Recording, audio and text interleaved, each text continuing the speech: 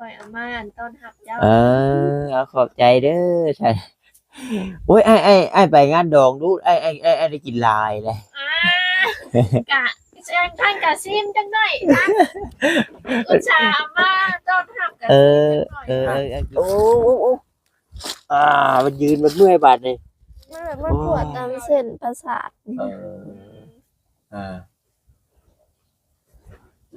บีบสิแบบมันโอเคอยู่บ่หรือว่าแบบมันกว่าเก่า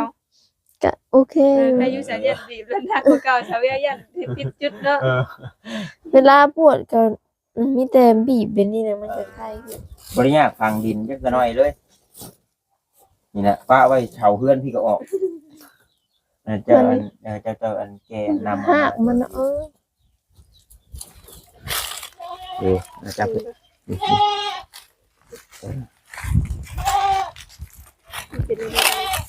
ปวดเป็นหลัก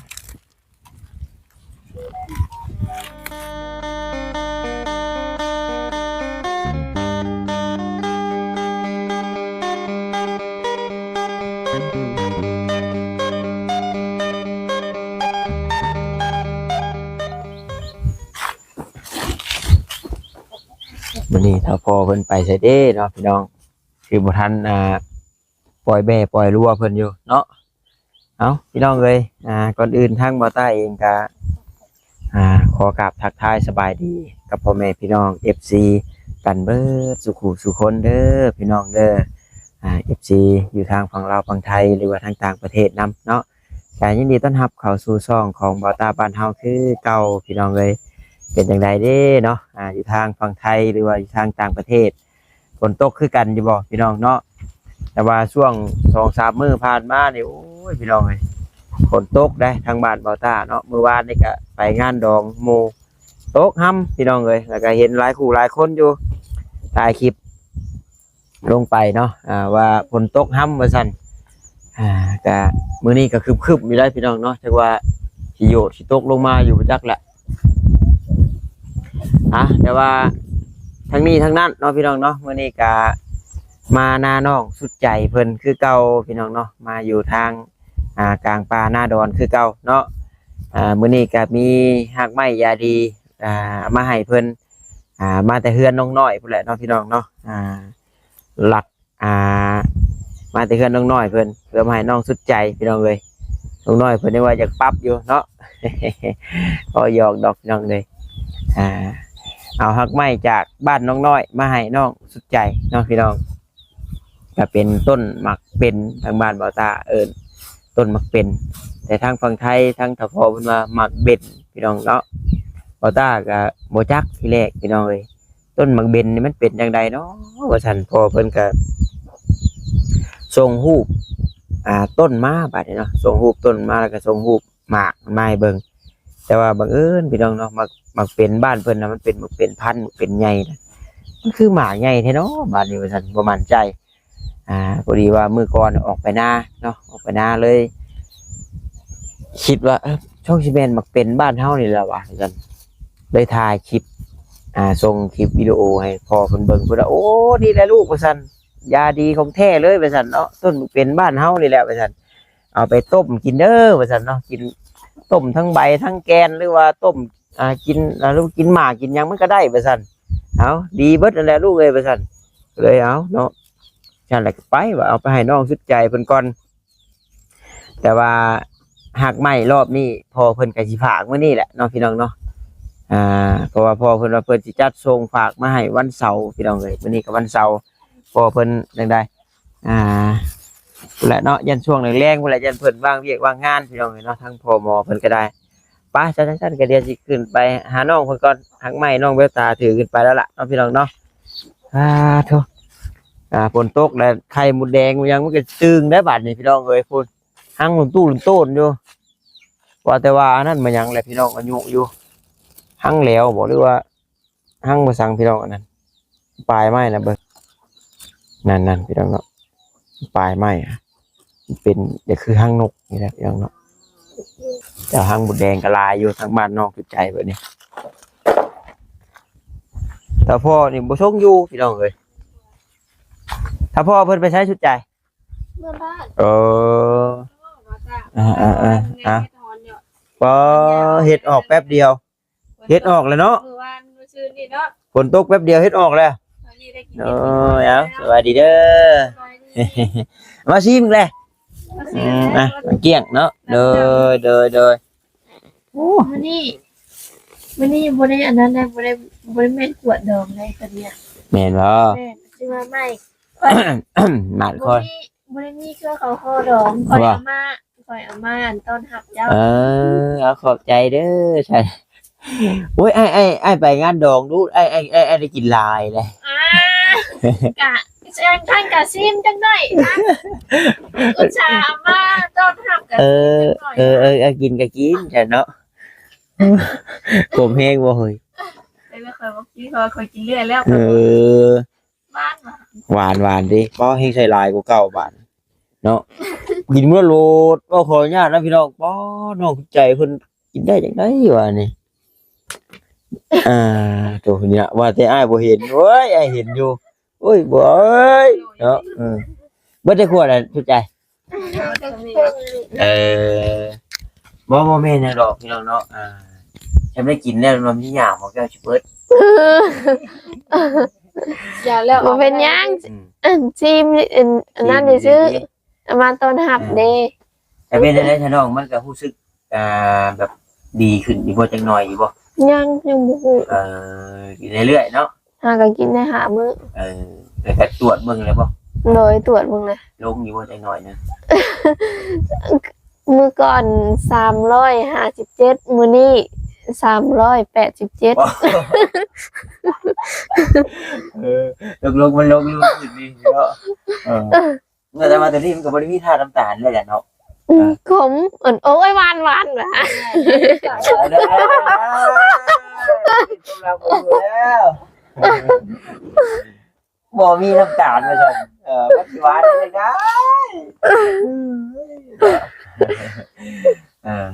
แต่ก็ใครดอกพี่น้องเนาะเฮาก็ได้กินสิ่งที่เพิ่นฝากมาให้แล้วพี่น้องเนาะ สบายชวนจะไปรักมดแดงเอาอยู่แล้วเลี้ยงไว้อยู่แล้วนะก็ง่วงอ่ะแล้ว อ้าวเลี้ยงไว้บ่ได้เด้อ เด้เห็นอันกวดน้ำเด้แล้วก็มีไม่แป้นนั่นเด้บอนวางอาหารเด้นั่นน่ะ เห็นในคลิปนะ เป็นเลี้ยงมดแดงไว้เพิ่นน่ะ เห็นอยู่ในคลิป เอาชิ้นปลาไปว่ามาให้มันมดแดง เก ก็ ลื ล อง ไม่ มา พอสมุนเกลือป่ะ วันนี้บ่เกลือแต่แรงวานนี่พุ่น พอแล้วก็ลงตารางได้บ่เนาะ ก็ได้อยู่ สำลงได้เนาะเปลี่ยนแบบย่างแบบ1จักบาทนะเฮ้ยปาเนาะพา FC เพิ่นเนาะเบิ่งนะจักบาทเนาะ ลงตารางต้องได้ใส่แว่นเด้ ใช่ ใช่ก็เถอะ ใช่ก็ใช่ใช่ไปหาใครรู้ไปเนาะแบ เป็ บ นมุมเป็น เปลี่ยนมุมเปลี่ยนบอลด้วยหั่นไอ้อันทางหมูแดงอันบอลเลี้ยงบอลยังมาเบิ่งแล้วบ่เนาะ มื้อนี้ยังบ่ทันมียังบ่มีอาหารให้นะยังบ่มีอาหารให้หมด นี่เป็นดอกสิดาโคกนะพี่น้องเนาะแต่ทางฝั่งไทยบ่ฮู้ว่าเพิ่นเอิ้นดอกหยังเนาะดอกสิดาโคกน่าก็จักว่ามันก็สิมีไข่ที่หยังอีหลีเรื่องอะไรพวกนี้นะหังแต่ละหังน้องเวตาอันนี้บ่ขยันจักว่าซอยเบิ่งอยู่ได้หรือจัก เดี๋ยวคอยคิดยาแกงมดแดงอยู่ดิ ห้อยคักเด้นี่ได้ นี่ก็ยังอยู่ว่าได้สิแจก กระตาบ่มี มหารัฐมัน โอ้เขาปูอยู่เอ้านี่อันนี้นั่นใบไม้มันแห้งมันก็เลยแบบคือห่างๆถ้ากินยังมีแม่อยู่เลยเฮ้ยมันน้ำนี่น้ำมันเปล่าๆเฮาดีบ่หรือว่า น้ำตาล โอ้น้ำตาลน้ำนี่ แม่น พี่น้องเนาะเขตลับในการเลี้ยงหมูแดงของน้องสุดใจมันก็ลงไปกินลีได้นะ เวลาเอาอาหารให้มันมาปะว่านี่มันก็สิมาเปื้ออยู่เด้ บ่ได้มีชีสมีไข่บ่สมมุตินี่ลองดูฮะ บ่มื้อนี้ยังบ่มี เนาะ โด โด ย ยยังเหลือแต่เศษก้างพี่น้องเอ้ยแต่ว่านี่หั่งน่ะใหญ่เต็มแล้วหั่งน่ะเลี้ยงได้จักเดือนแล้ว ได้หลายมื้อเลย โอ้มีฮอดไห้ทองคำอีกอยู่เพื่อนน้องสุดใจเพิ่นน่ะโอ้จะเห็นอยู่บ่ไห้ฮะเห็นอยู่บ่ไห้ มันกิ้งบ่ได้ใช้น่ะ วันนี้คือ ฮะ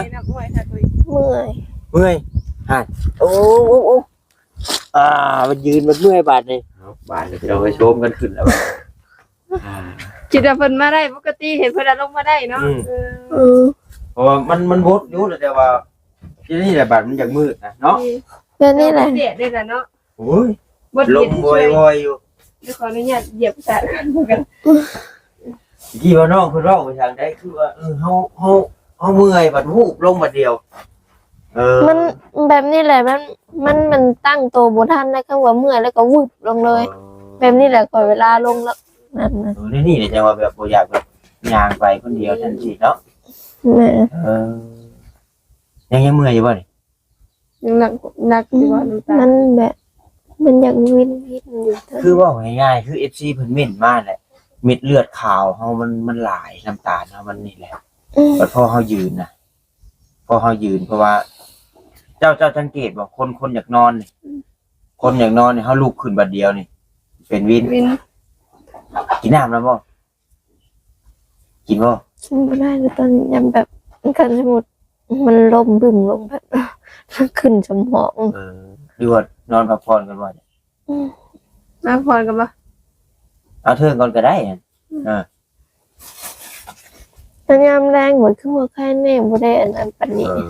เป็นขนาดนี้บ่ได้เดทได้เนาะ ทำกับยามแรงเช้าอะไรกันเนาะ ลม เรื่องภูมิอากาศว่าเป็นจังไดเนาะ อ๋อแบบมันแบบนี่แบบมันจะวูบเลย เห็นบ่ทำแม่กัน แต่ว่ามื้อนี้อันประวัติเราขึ้น387 แห้งขึ้นยับ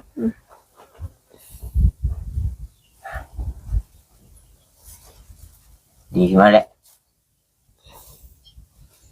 ยังอยู่นะเบิ่ง มันจะปวดว่าเลย นวด ว่าปวดก่อน ปวดงอด มันแบบมันปวดตามเส้นประสาท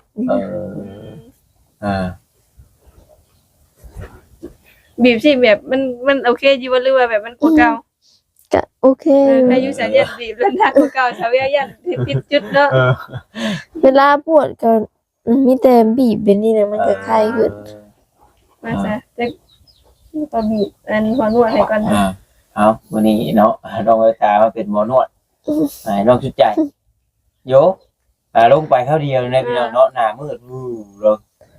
เพราะตอนแรกว่าลงได้อยู่ก็คิดว่าลงได้ปกตินะเฮาก็เห็นว่ามันบดอยู่มันบ่แดดนะอากาศมันก็เย็นนะปกติเพิ่นแดดแล้วลงบ่ได้เนาะเสียบตาว่ะ คือเพิ่นเคยมิ่นมาคือเพิ่นเคยแนะนำอะไรพี่น้องเนาะก็อยากให้น้องเพิ่นย่างดูไปดูแต่ว่า ออกกำลังกายเพิ่นได้ซะ มันแบบ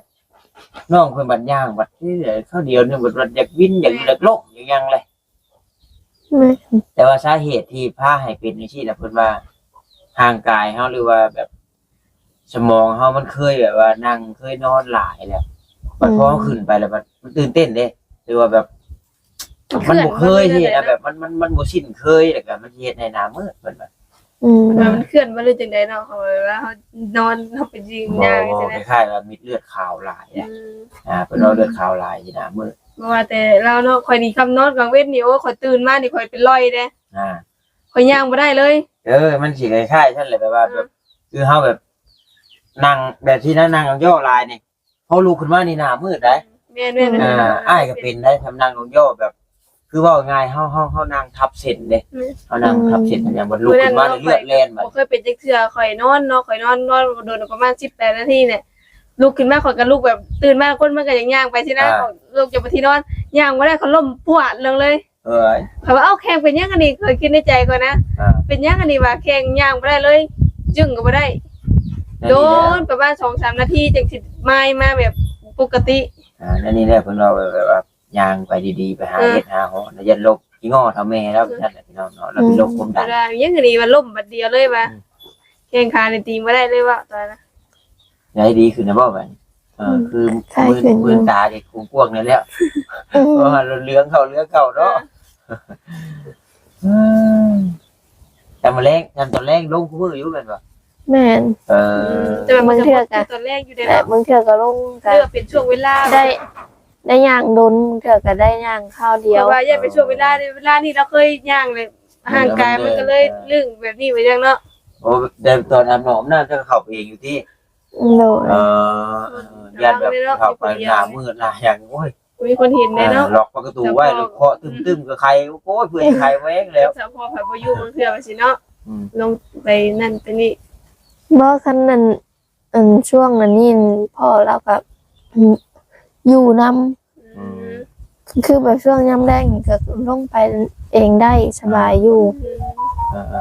บ่แบบกับถ้าเป็นไปได้นั่นก็เอาธรรมดานี่ก็ได้เวลาน้องเขาอันของน้ำก็เอาธรรมดา ต้องอันนี้ก็ได้เนาะ ไปล็อกนี่ว่าเฮากับว่าบ่ได้สินะอันนี้คือเพื่อไว้ มาเนาะ หน้ามืดวูบมาบัดเพื่อจะไปไข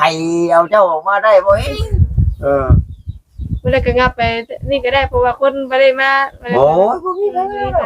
นี่เท่าพอแล้ว น้ำเล็กๆน้อย แต่ยังใครกว่าอาบโล่งๆคือกี้อยู่ ๆแม่น เข้าห้องน้ำแล้ว เป็นหยังดอกต้องเทื่อ เปาะไว้ วูบมาว่าแล้วบ่ได้เนาะนี่คือนี่นั่นจ้ะค่ะ เอาเสือกเปาะไว้ธรรมดา ใครก็เพื่อน แม่ ที่ได้ อ้ายย่างไปชิโน่ไปชิโน่กับพ่อไปย่างไปน้ำกัน2คนล้มพลุบลงไปแล้วก็จะไปคืนห้องหมอ เราก็แล้วเป็น ความดัน ความดัน เบาหวานคือกันปัจจุบันนี่แหละโมเมนต์ที่ว่าตะกี้หีได้ บางเดือนที่แล้ว เดือนที่แล้วนี่ ความดันนี่เนาะ แม่แล้วก็บ่ได้จักหยังเราก็แบบล้ม อย่างปกติคือเฮาธรรมดาไปบ้านแล้ว ล่มลงแล้วกับแม่นั่นบัด ส ส ลบ ติ ไปเลย เลย วัดสติไปเลยได้บ่ได้ว่าแบบหยังเท่าพอให้ในแต่ไปกับผัวพี่น้องเนาะโจมขึ้นรถก็ไปอุ้มหมอ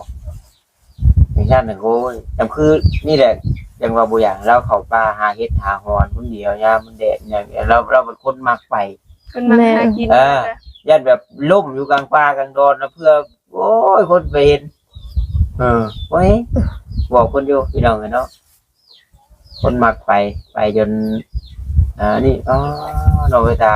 เรียนคือตัวฮอแล้วจนออกกิ้งเอาไปพาดได้พวกไม้น้ำ ใช่ อันนี้ นี่บ่ จะพอแล้วว่าไปปลูก เป็นงานเนาะงานสลบเลย พอลงไม้ลงไม้ อันนี้บ่ฮากมันบ่นี่นะ เลยเดี๋ยวสิตัดไปพาดไว้พวกไม้ให้น้องเพิ่น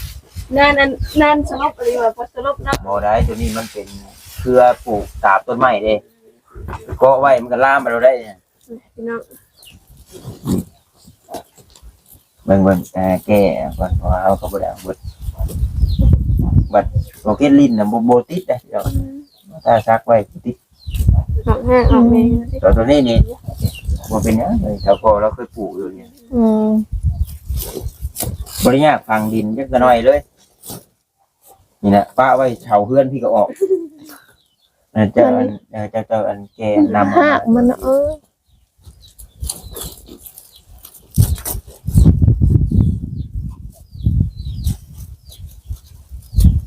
กินไปนะเฮ็ดได้จ้ะ กลัวเฮาบ่ได้กินหยังมันแบบนี่น้องเคยกินไปกินมาแบบเช้าแบบบ่ฮู้ตัวได้เนาะ ว่าพอแล้วก็สิพากมามื้อนี้แหละพี่น้องเนาะสุดต่อมาพี่น้องก็ออกหาเลย มันยาวลงมานี่หางยาว ไปดีกันนี้เนี่ย นี่ยาวตัวนี้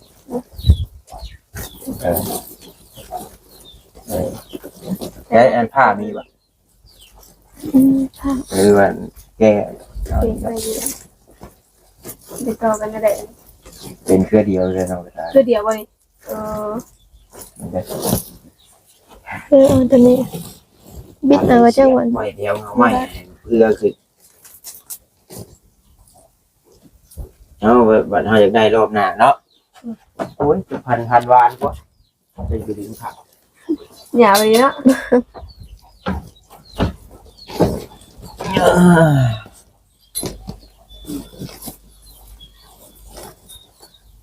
แต่ต้นบักเป็นนี่แถวหน้านอกทิศใจเพิ่นก็ต้องสิมีครับ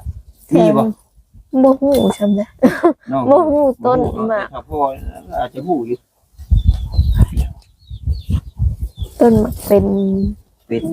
บ่ฮู้ แต่ว่าบักเป็นแล้วบ่ตาก็บ่จัก มันเป็นเรื่องของเป็น ก็มักเป็นนี่แหล้วแต่ว่าทางไทยเพิ่นเอิ้นบักเป็นนี่แหละถ้าพ่อเพิ่นว่าต้นบักเป็นน่ะ เอาเราไปจักสิ แท้จริงก็อันนี้แหละต้นบักเป็น แต่จริงอันเดียวกัน ห้องเป็นห้องเป็น บัดนี้ผู้ดีออกไปนะบัดออกไปนะเลยก็เลย ไปอันน้ำห้องนั่นคิดชวนเมื่อว่าต้นหมากเป็นอันนี้บ่ก็เลยถ่ายพอเพิ่นเบิ่งแม่นอีหลี มันขึ้นมาบ่คือจังหวัดไข่อยู่นะ พญาติย่านขี้ดินเด้อพญาติ มันเป็นจังได๋แบบ ขึ้นมาแล้วใครได้ แม่ ดีแล้วเนาะดีเศร้าเรียบร้อยบัดนี้ หมู่เช่าจักผมเฮ็ดกันบ่ได้เลยนั่งบ่ละ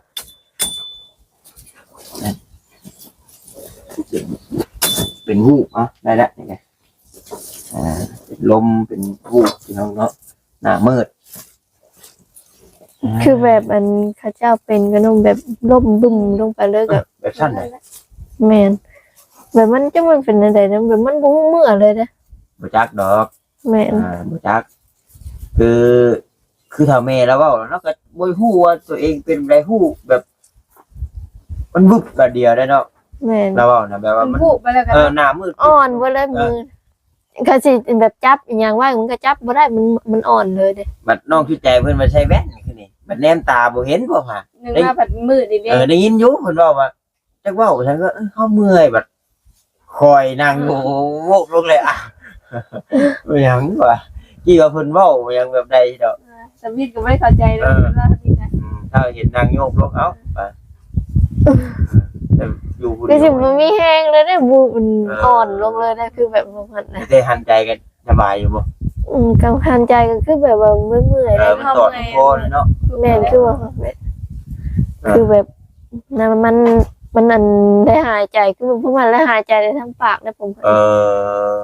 หายใจบ่ได้เลยทั้งดัง ตีบเลย บ่เป็นตาไปไกลได้ซะเนาะแต่ยามพอยามยังบ่อยู่เป็นตาแบบลงไปย่าง บ่ได้ลงเลยนะหยุดย่างเบิ่นอยู่แต่นี่เฮือนได้คัน แล้วน้องเพิ่นก็ย่างอยู่ได้พี่น้องน้องกลางเฮือนกลางย่างกันเนาะแต่ว่าแบบคือยันคือน้องแววตาเพิ่นเว้าแล้วโมงนี่แล้วโมงนี่เคยลงโมงนี่ มัน ก็ลง รับตอนแรกเลยตอนนี้ มันลงไปเลยแบบว่ามันบ่ชินสินะมันก็เมื่อยแหละแต่ว่านี่บด ตอนแรกแล้วยางตัวทิพย์ด้วยฮะใบคำมาพันยางตัวทิพย์เนาะเนี่ยพันลงเลย ไปได้เบิดเนาะตอนแรก เนาะ ให้กลัวแบบไฟเนาะแม่นบ่เอิ้นแบบไฟบ่ ไฟเอาดูเลือดนะอยู่ในเงามืดเนาะนี่กันแล้วอยู่แต่ห้องนี่บัดพอว่าแดดว้าย เป็นไปเป็นคนละแบบเลยเนาะ เอามื้อหน้าบ่ได้ซื้อเขียวเงี้เท่ากันมาให้น้องสุดใจ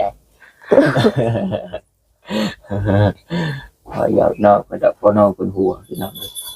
อันนี้ก็กินช้าไอ้เก่งใจกินคนเดียวแล้วเด้อ คิดว่ามาตาสีชิมน้ำเดียว โอ้ยอาชีพแบบว่าจักกูแห้งหรือว่า หลากจ่อยเลยดิ ป้อว่าผมเนี่ยนั่นฉันเป็นออกทั้งเก่าเลยพี่น้องแบบปลดตีแบบผู้ข้อแบบว้าคมยาวเลย ติคอ แต่สำหรับเจ้านี่บ่ขมแห้งบ่เจ้าถึงใช้ลายปานนี้ อันนี้บ่ธรรมดา แล้วธรรมดา หวานไปดินเลย โอ้หลายขอเด้ ใส่สี่ ก็แล้วก็ทำตุ้งเดือนหนึ่งนะเพราะว่า โอ้4ขอกับขอชัดเองใครเงานึง คืบหนึ่ง โอ้เนาะเจ้ากระทุบเดี๋ยวก็มันจะออกไป ถูกบ่ เดือนก็เซดิ อ๋อมันจะเงินออกไวเนาะ แซ่เทนาสิลองสิทุบเอา อันนี้มันน่าเอาอะไรก็เพื่อว่าจะซึมนะ มันซึมออกเลยปลายกับนี่มันเองแต่พอทุบๆมันบวบเลย มันคืออันเลยเนาะ มัน ขมคูณไปเลยแบบนี้แต่ขมธรรมดากลายเป็นขมสุดเลยแบบนี้เนาะเอาถูก โอ้ ไหม ยผมปีดแล้วพอคนเอาตุกนึงแค่ชามขอกันโอ้ยเรือเนี่ยอันนี้มันยังบ่ออกเบิดซื่อๆเลยนะลองทุบเอาบัดนี้จักสิอันเธอบัดนี้ โอ้โห เฮงหวานแล้วแหละบัดนี้หวานเลยบัดนี้ อาญาตแบบเยอะไปดอกแต่พอเพิ่นก็จักสวยจักคำทำใดเพิ่นสิมาที่เราเลยเนาะ เพิ่นหาก็ไปเด้อ เมื่อดองบ่เมื่อหยังก็ เพิ่นเมื่อบ้านนี่เพิ่นเมื่อเวียกเพิ่น แต่ว่าปกติแล้วก็เมื่อคุมื้อบ่ บ่ได้บางเทื่อเราก็บ่ได้เมื่อบ างเทื่อก็เมื่อบางเทื่อก็เมื่อเนาะ เด้อ ได้ยังจะกินข้าวมื้อ ปิ้งไก่ ปิ้ งไก่ในเฮือนนี่แหละ จัดการไปแล้วเนาะ ปิ้งไก่ดีแล้วเนาะพอบริอดบริหิวแห้งมียังกัน มีมาซื้อแตงมาเว้ยญาติเพิ่นบ่มีได้กินได้ว่าตำ กินนิดๆตำตัวแตงกัน โดย เอาไปตำมายังพี่น้องเลยน้ำก้อนน้ำแข็งยังอยู่ที่ โดย ชื่อมือต่อมือนะเนาะพวกน้ำแข็ง ซื้อตอนเช้าแล้วแรงเลยว่าแล้วก็ได้ เป็นใครกลัวกระติกน้อยกี่อยู่น้องเวตาช่ว คนอยู่บ่ดี ทน กุมมืออยู่แล้วเนาะ โดย ตะกี้ติ๊กน้อยกินบ่ได้ปัดคือว่านะพี่น้องเลยมันไก่แต่ว่าเว้าเรื่องไฟฟ้านะจะคิดว่าจักลักจะคิดว่าจักงานนะ แต่ขนาดเพื่อนน้อง แต่ขนาดเพื่อนน้องใส่ผ้าใกล้ๆถึง40,000เนาะเจอแล้วดึงว่าอยู่จักราคาอยู่ที่ใดโคตรก็ถ้าแบบระดับ100,000 บาทพระเจ้าสิแอนเว้านำ แบบมันโค้งนะทางกันมากับผู้ โค้ง กันมาทางพุ่งกับผู้กันมาทางพี่กับผู้ มันไกลได้ว่าแล้วเนาะ มีทางเดียว คือไฟโซลาร์เซลล์ ไปจุฬาเชลจุฬาเชลก็ต้องแผ่นใหญ่ถึงไหนได้เลย แกน500 วัตต์ใส่ใดใส่ยังไง แล้วก็ตู้เย็นน้อยๆนั่น แม่ น้องเวตาถามอยู่ราคามันปี ก็สิเห็นอันบ่เตียงนักคิดว่าเตียงคือว่าเฮา5,000 ก็ราคาเดียวบ่น้อย จำก็ตัวใหญ่เลยแหละ ยันคือรถถีบนะตัวกลางกับตัวใหญ่ราคาเดียวนะกลางกับใหญ่ราคาเดียว คิดว่ามันสิถือกว่าตัวใหญ่ต้องบ่เนาะ บ่ราคาเดียว เป็นได้คิดเป็นเตียงแล้วล่ะ ขั้นขึ้นไปทางนี้นะสิหม้ออยู่ตัวนี้ แต่มันห่างบ่มีหนทาง มีแต่งานนี่น่ะบอกพอและพันให้พันมันแบบคือต้มกินนี่แหละต้มใส่กันรสพอมาเป็น ต้มใส่กันกับตัวเจ้ามาเมื่อนั้น ต้มกิน มันเป็นจีบมา แต่ว่าถ้าว่าต้มแต่ว่านี่มันก็กินง่ายอะไรกันรสชาติก็บ่ฝาดบ่คมอ่ะนะหอมแต่ว่าถ้าว่ามันชาติต้มหลายหม้อก็ต้มใส่กันน้องเวตาไปชั้นไว้ทางไหนน้องเพิ่นเฮาก็สิได้กลับกันให้น้องเพิ่นพักผ่อนก่อนแฮงหน้ามืดหน้าลายอยู่เอามีแต่นั่นแหละสบายดี โดยจะสบายดี โดยเบิ่งเดี๋ยวสิไปปลูกนี่เพิ่นก่อนไปเสียบนี่ไว้ พอเพื่อเป็นกบ พักผ่อนพูดละเดี๋ยวถ้าพ่อเพิ่นฝากนั่นมาฮอดเดี๋ยวสิเข้ามาใหม่เด้อ โดย เพราะว่าถ้าพ่อเพิ่นสิฝากให้มื้อนี้แหละเพิ่นว่า ประมาณอาทิตย์นึงเนาะ แม่นถ้าว่าคนส่งเพิ่นบ่ติดขัดหยังเพิ่นไว้ก็ฮอดไว้เดี๋ยวอ้ายสิปลูกแถวน้ำสางแถววงม่วงนี่เด้อมันง่ายเนาะไปจ้ะเนาะ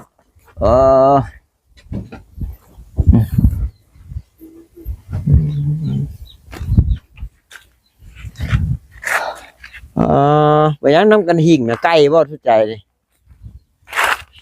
ไก่น้อย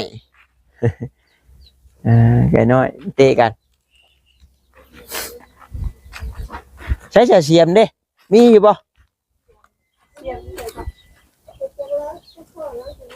เดี๋ยวจะพอให้ได้ใส่ ลงมาหาอยู่นะให้ ก็ไปใส่วะ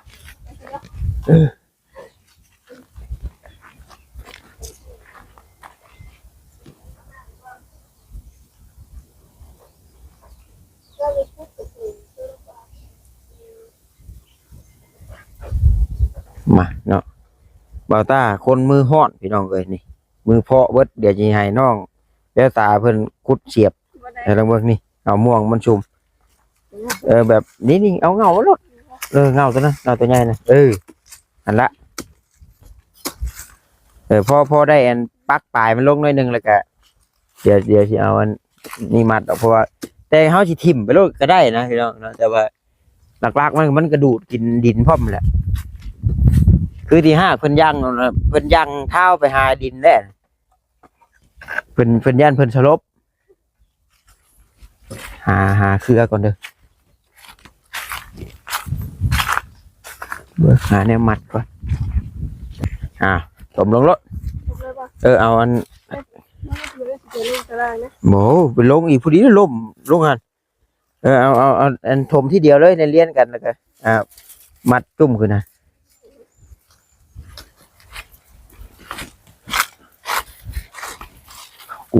กู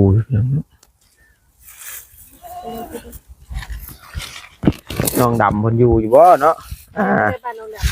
พุ่นละทางมาเมื่อพุ่นละน้องไปตามก็เห็นเพื่อ อันที่เราดับหัวเก่งกับว่า เชียวสาวันกลัวอะไร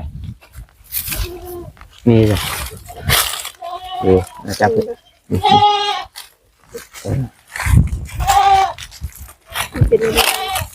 กวนกันเลย